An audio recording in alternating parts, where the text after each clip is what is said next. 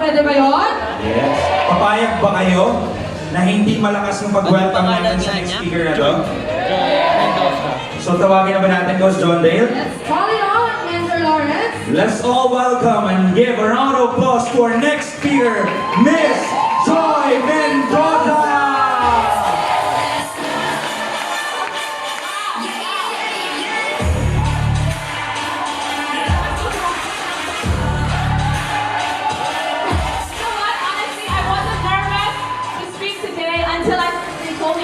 That door, and I was behind that door. I'm like, oh my goodness, what's going on here?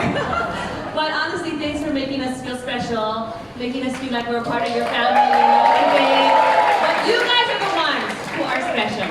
Really, you are helping change the world through health. It's an amazing thing because all of us, we need to be mindful of our health. We need to be healthy, but spiritual health is also very important, if not more important. And I think that's why you invited me here today. So I wanted to talk to you about going beyond adversity and what that means.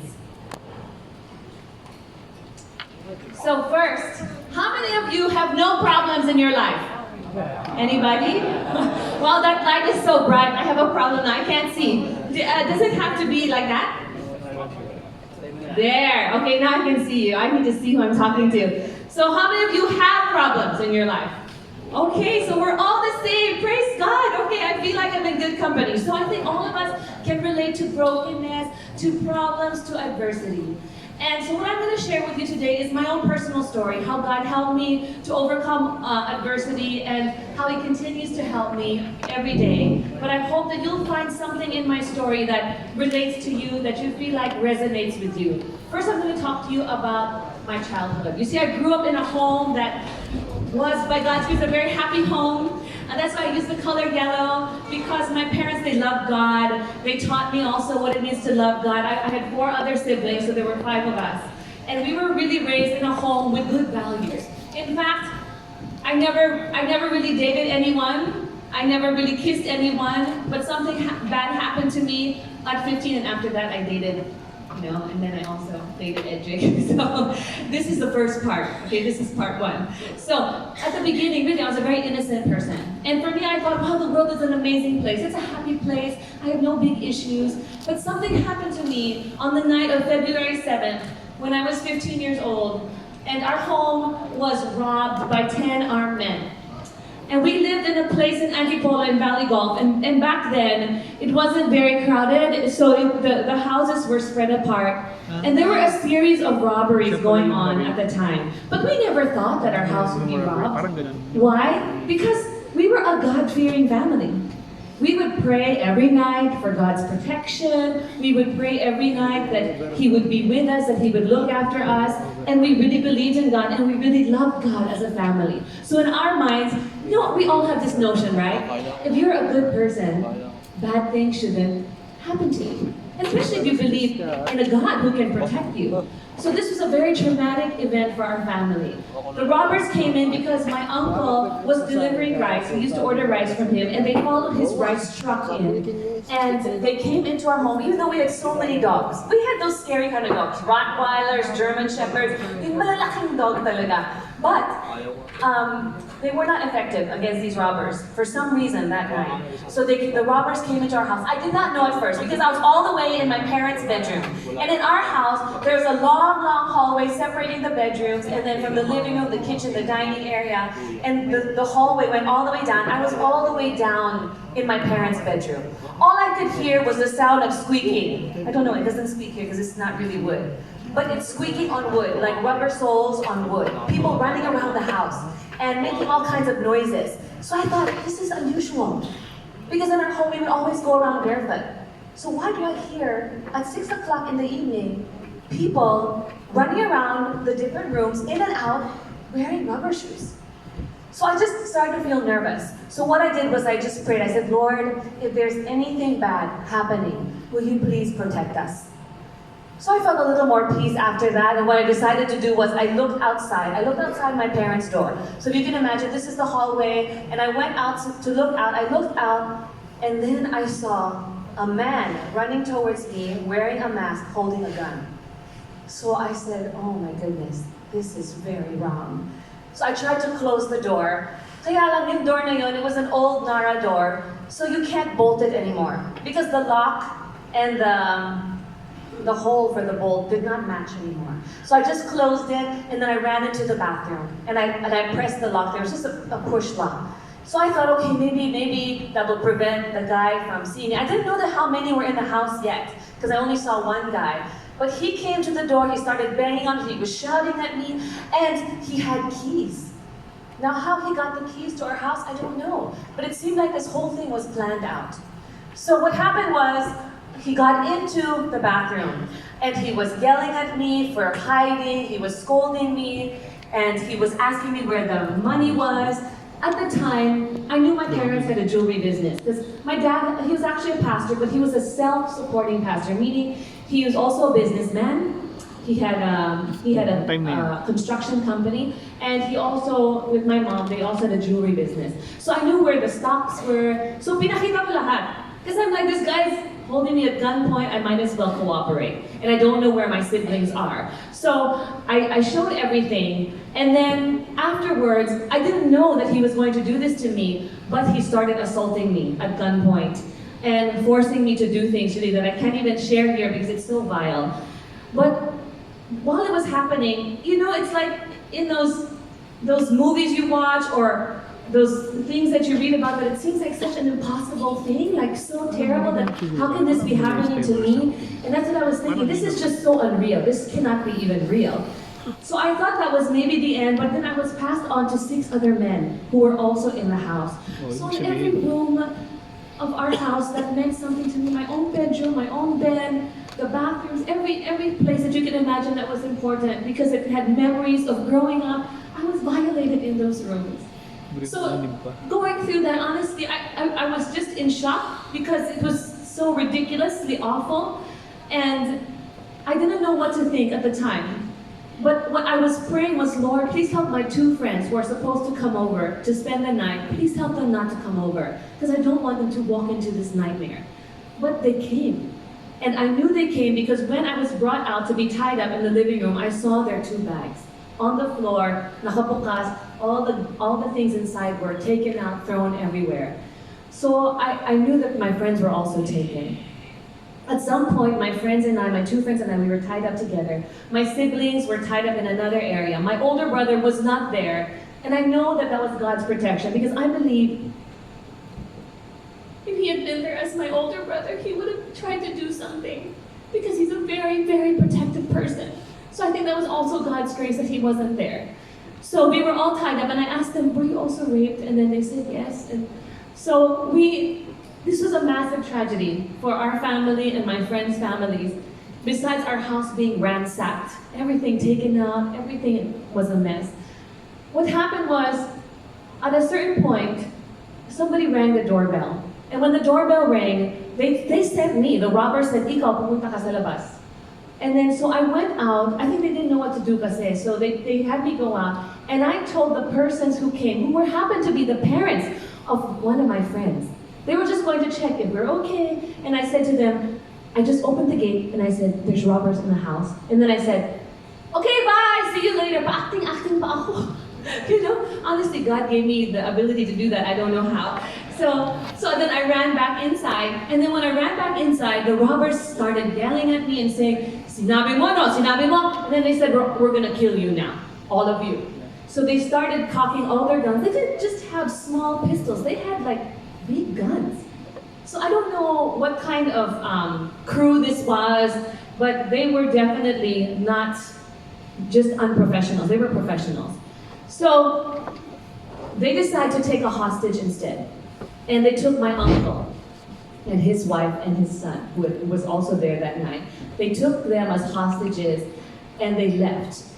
Maybe a few moments later, we saw lights outside our home because our whole house was dark.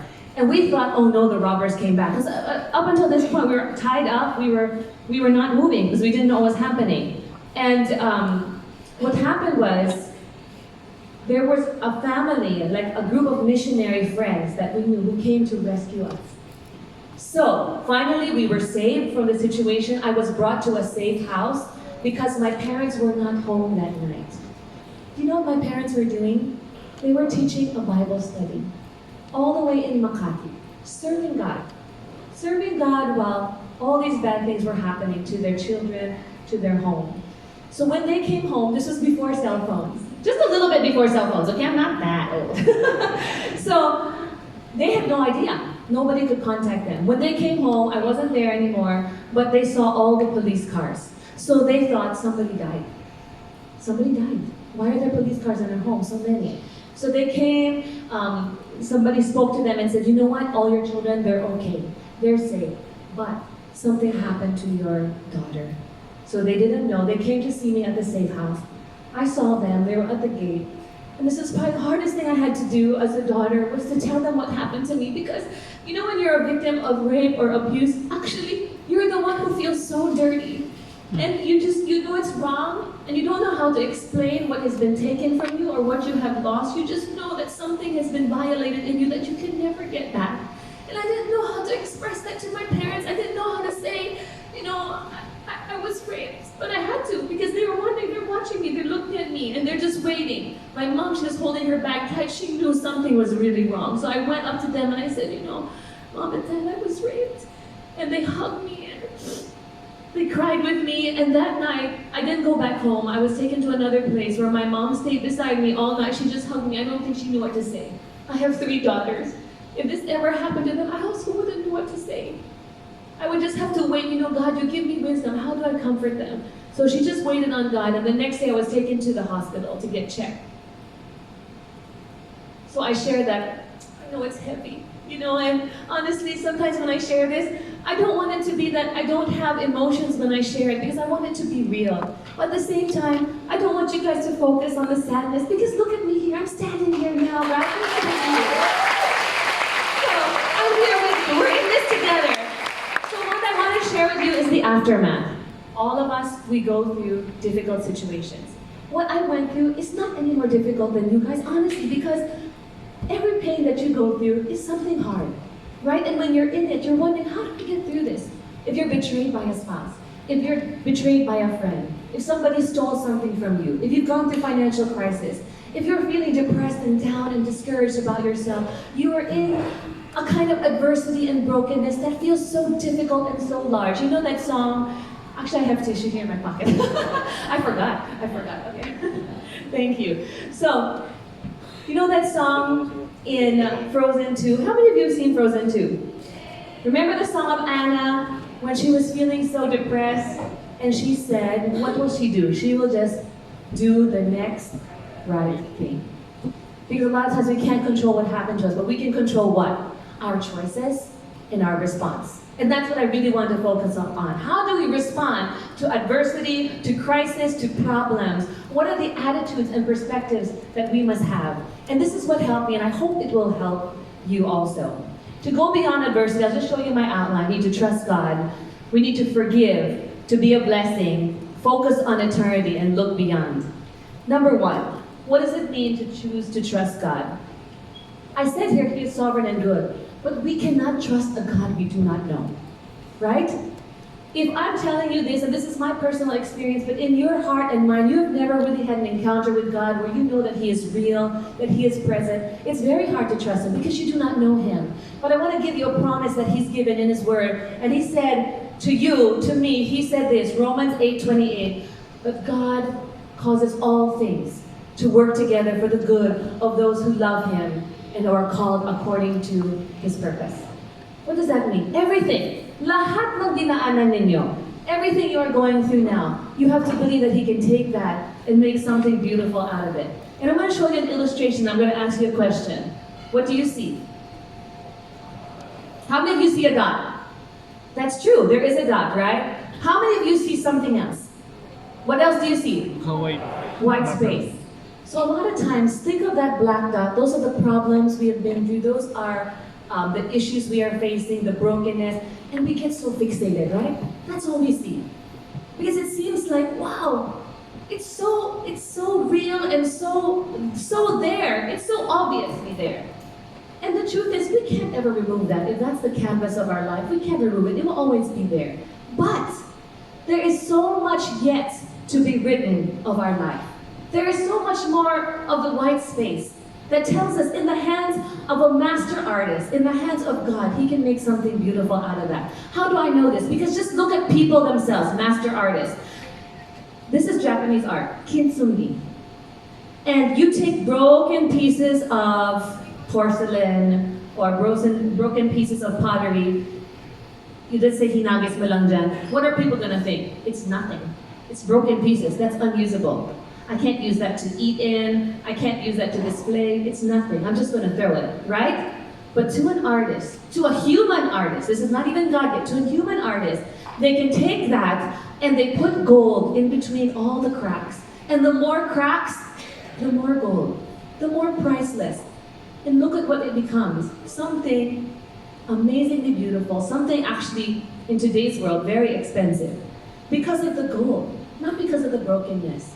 So that is God in our lives. He can take what's broken, unusable, what people will discard as nothing, and He can make it something extraordinary. So all of you, with all your broken pieces, don't lose heart. Because if this is a human artist, how much more the God of this universe? Next, choosing to forgive. Ayan. How many of you have people in your life that you have a hard time forgiving? How many? Is it the person beside you? I hope not. I want you to say to the person beside you, I am not perfect. Will you forgive me? I am not perfect. Will you forgive me? And I also want you to say to them, you are also not perfect. I forgive you. I forgive you. You know what? This is like a big family, right? In a family, honestly, when people ask me, is it hard to forgive? Was it hard to forgive those who wounded you? Sometimes the hardest people to forgive are those whom you know. Those whom you work with on a daily basis. Those whom you trust. Those who are in your family, like this family. Because you expect more of them. You expect that they will treat you well. You expect that they'll respect you, that they will also love you and reciprocate the good deeds that you do to them. So honestly, was it hard to forgive those who violated me? Yes, of course. But sometimes the hardest person to forgive is none other than my wonderful, amazing, handsome husband, Edric Mendoza. And I know he would say the same thing. Because our expectations of each other are so much higher. But why can we forgive anybody in our lives who have hurt us? This is what I had to realize. We cannot give, we cannot forgive if we have not also experienced forgiveness by God. And before I used to think, oh, well, there's bad sin, murder, let's say, immorality, adultery, stealing from people, rape, send those people to hell, right? They deserve to go to hell, especially if you're the wife or the spouse who's been betrayed. A part of you wants the person to go to hell, right? We've counseled many people, so I understand. When they're angry, that's how they feel. But sometimes we classify ourselves, well, I'm not so bad. Maybe sometimes I say unkind words. Sometimes, I take ball pens from the office or whatever it may be. I don't know what you guys are doing, okay? Right? And we think to ourselves, this is so minor. Because our comparison is horizontal. We look at other people. And that is our benchmark. I'm still better than that person. Hindi mo na ako ganyan eh. My gosh, hindi mo ganyan, right? But our real problem is vertical. That if we were to compare ourselves with the holiness of God, the Bible says we all fall short. We completely miss the mark. So it doesn't matter whether we have seemingly small sins in our lives or we have committed big sins. Guess what? We're actually all the same. And you're going to say, what? You mean to tell me I'm like my husband who cheated on me? That's not fair. It is really, it is not fair to whom? It's not fair to God because He died for all of us. He died for all of us, all our sins. If you were the only person on this planet who sinned, because He loves you so much, He would have died for you. And when I realized that, Lord, you died for me, because I don't deserve heaven. Just like those people who violated me, I'm headed for destruction. But you forgave me. So who am I? Who am I not to forgive those who have wounded me? So the other day I was struggling with Edric because we had a conflict about something and I was feeling, hard-hearted. You know what God told me in my mind? Hoy, do I not forgive you every single day? Aren't my mercies to you new every morning and my grace to you new every morning? So how come you're not forgiving Ejik? Okay, yes, Lord, yes, I will forgive. So choosing to forgive doesn't minimize the offenses of people against us. It doesn't say that what you did against me was right, but what it does, it maximizes the grace of God in our lives. It gives honor and glory to God. It says, you know what? Lord, I know that what they did to me was wrong, so wrong, but I surrender that to you and I choose to forgive them because you have forgiven me first. You know, it's an amazing thing, this idea of motion before emotion. A lot of times we wait for the feelings to be there, right? You know, as Filipinos, we love to feel things so deeply. That's why we love stories, the drama that you watch on Netflix or whatever. And when I ask a lot of people whom I counsel, the ones who are struggling in this area, you know, you should forgive. And they'll say, yes, I know. Alam naman namin yan eh, right? Do we know that we should forgive? Yes. But this is what they tell me. I will, when I feel like it. But let me tell you something. Sometimes when you wait for the feeling to change in order to do the right thing, a lot of times the feeling does not come. And you end up, honestly, victimizing yourself again when you don't forgive. And that's what I said to myself. I don't want to be a victim twice over, where I was already hurt by others, but then I will hurt myself by remaining to be a bitter and angry person. And I think Edric talked a little bit about this. It's like when you're full to the brim, like a coffee cup. And imagine, that's hot coffee, full of anger and bitterness. Konting ano lang, my reaction, di ba? Konting ano lang, konting motorcycle cut you off in the road. But how come it's like, that's your mortal enemy and you're so mad, right? That you own the road. And so, all of a sudden you begin to realize, how come I'm becoming an angry, spiteful person? It's because a lot of times we haven't unearthed those root issues of unforgiveness, people in our lives that we have not truly forgiven. So, you choose to do the right thing first, and you'll be surprised how the emotion follows. I cannot explain this, but when I forgave those men, and I said, Lord, I will forgive them. I know that they are sinners just like me. They also need forgiveness. You've forgiven them, I will forgive them. Doesn't mean what they did was okay, but I don't want to be shackled to any bitterness or anger. You know what happened afterward? There was a compassion that filled my heart. I can't explain it. What I wanted for them was that they would come to know Jesus.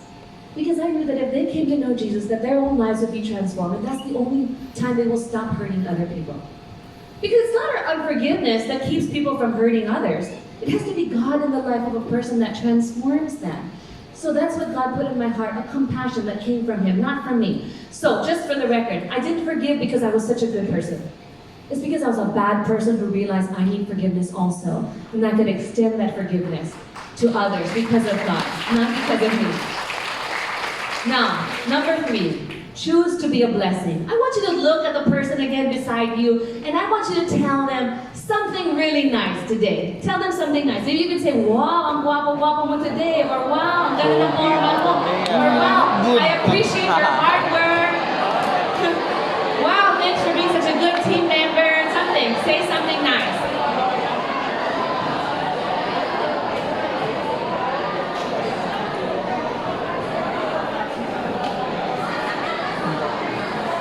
Sincere, huh? Sincere. What do you notice about this? About this exercise? I think many of you, you're going through something difficult. But were you able to be an encourager at this moment? You were. Now for the one receiving encouragement, how did it feel? Felt good, right?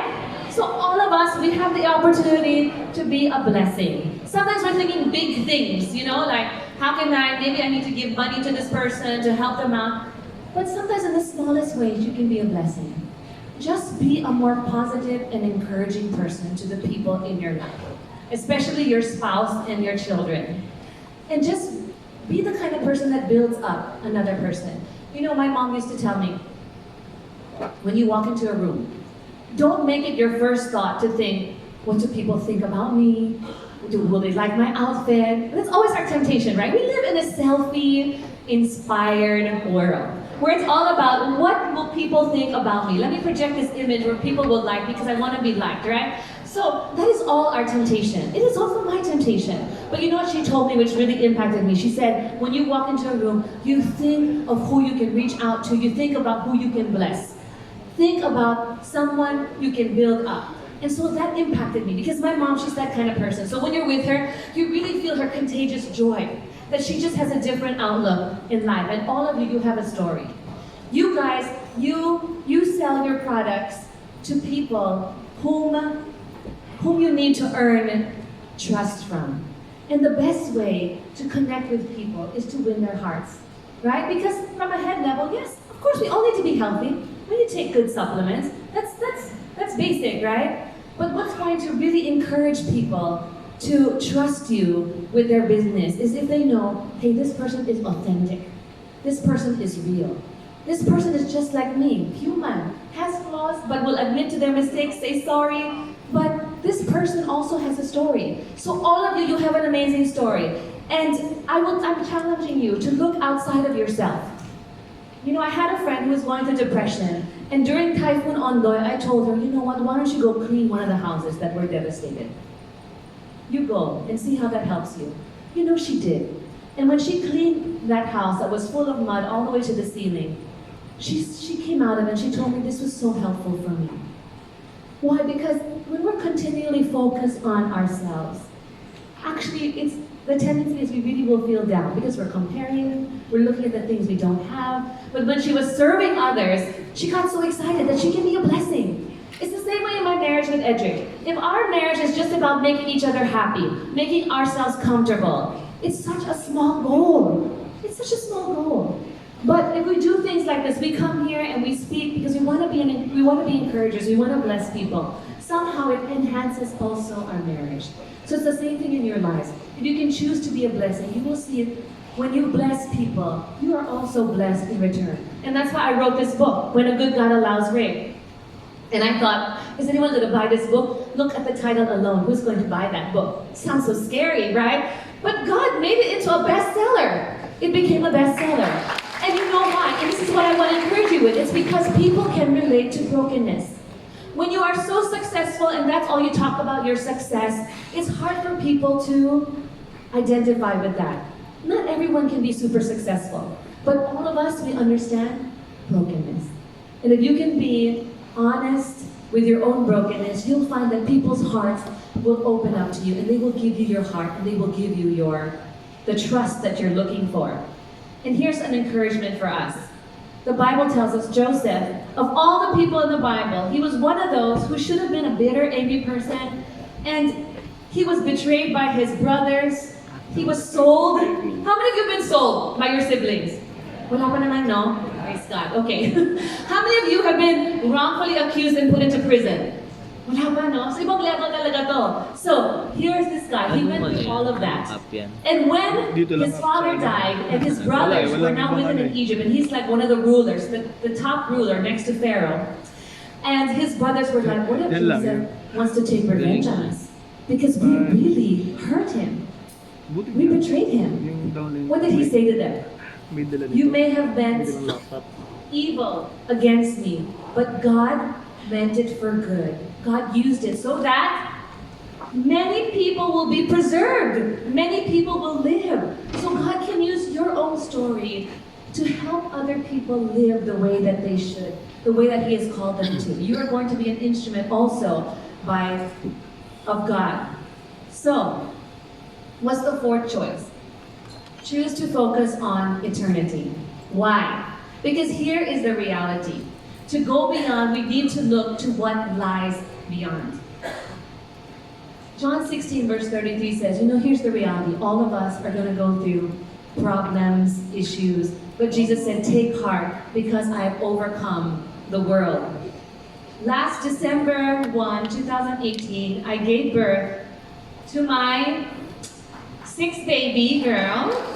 And it was so exciting. It was I've given birth all lamas, okay? So no anesthesia, no cut or anything. So I thought, yes, I did it again, so happy, rejoicing.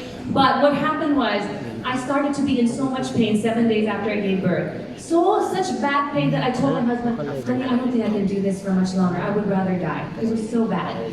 And I kept asking the doctor about it, and she also did not suspect that this could be happening to me because it's very unusual. But what happened was, I was growing another baby, a big cyst, that was about 13 cm large, and it was 1.7 liters full of pus and blood. I didn't know it at the time.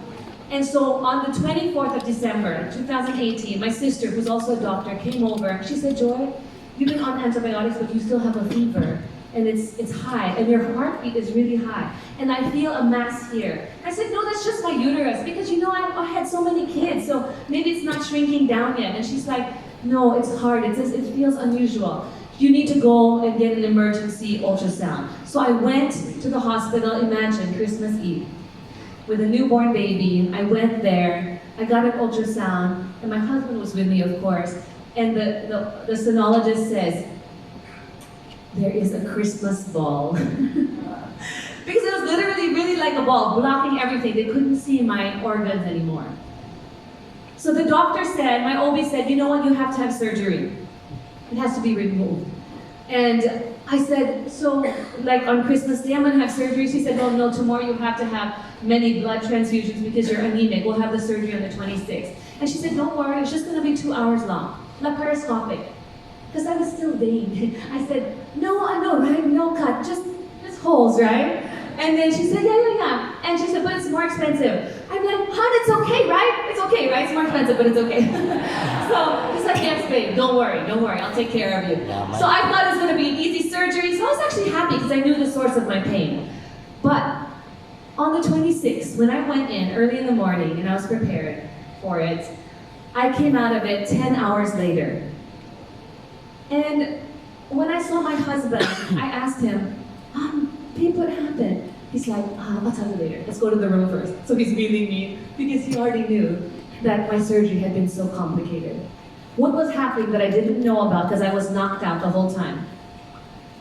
Almost every hour or every hour and a half, they would present to my husband different body parts that they had removed from inside me, different organs. So my uterus, then we tried our best to save this, but we couldn't save this. And then he's like, well, is she gonna be okay? We're trying our best. Then another body part, my ovaries now. And then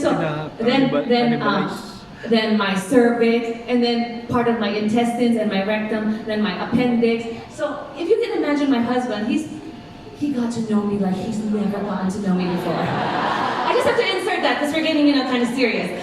But, this was also very traumatic for him.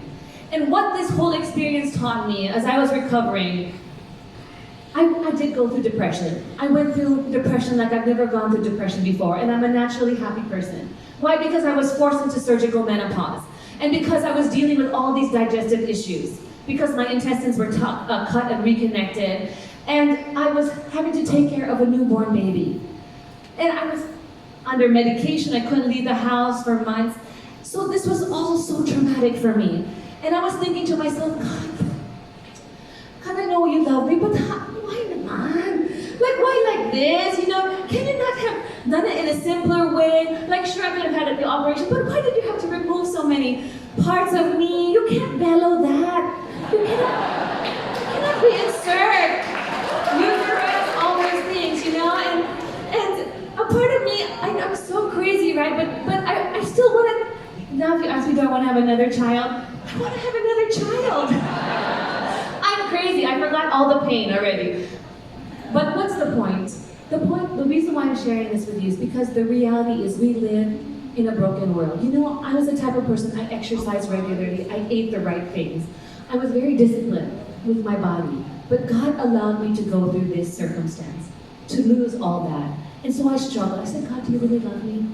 Do you really still have a good plan? How am I going to homeschool all my kids while I was laying in bed? I have this attachment here draining blood from me. I'm in my house, I'm recovering. And I was really struggling.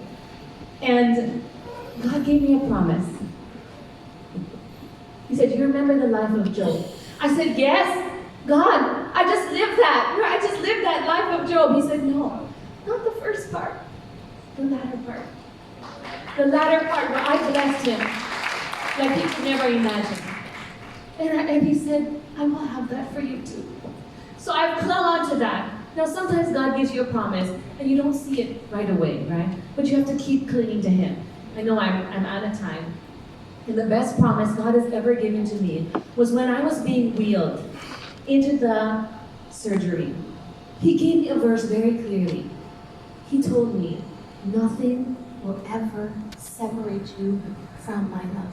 Not death, not sickness, not disease, not anything.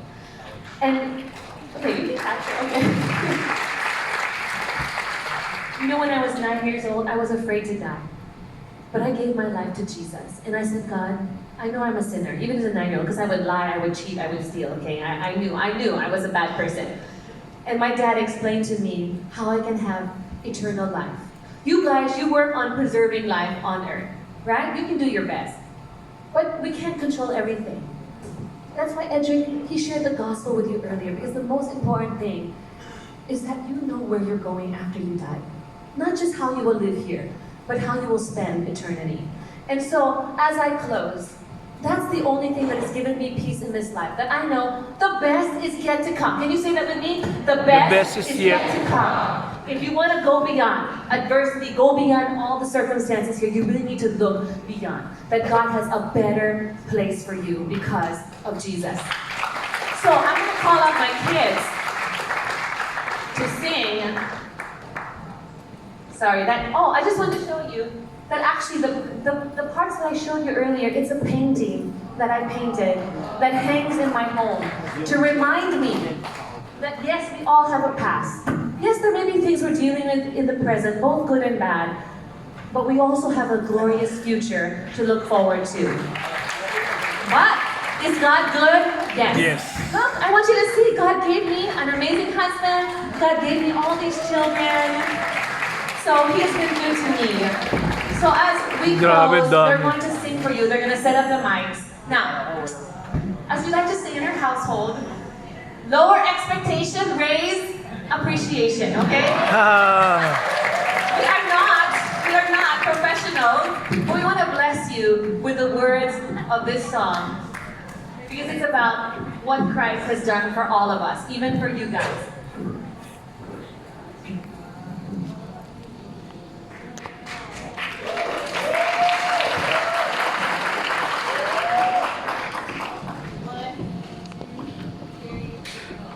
What can wash away my sin?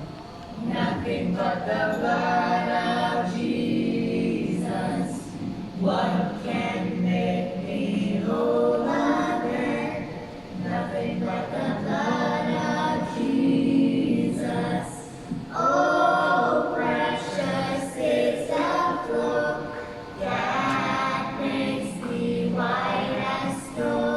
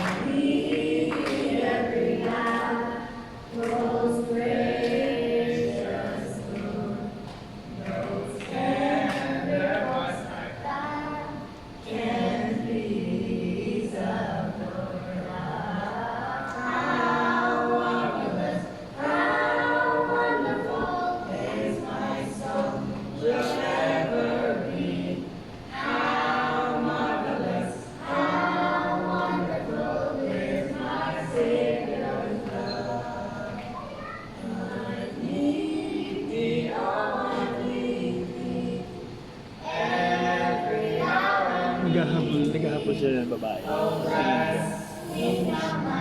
Natuwa ulit sa panibagang babae. Kasi puro tatlong lalaki simula eh.